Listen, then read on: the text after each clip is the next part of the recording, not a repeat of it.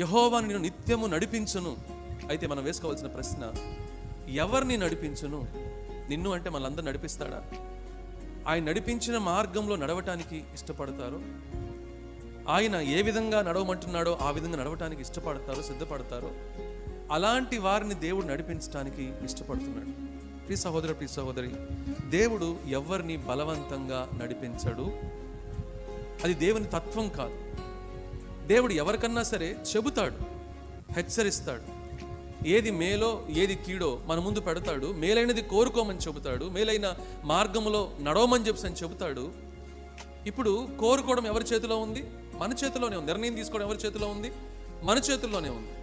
So ఎవరైతే దేవుడు చూపించిన మేలైన మార్గంలో నడవటానికి నిర్ణయం తీసుకుంటారో, ఇష్టపడతారో, సిద్ధపడతారో అలాంటి వారిని దేవుడు నడిపించడానికి ఇష్టపడతాడు. ప్రియ సహోదర, ప్రియ సహోదరి.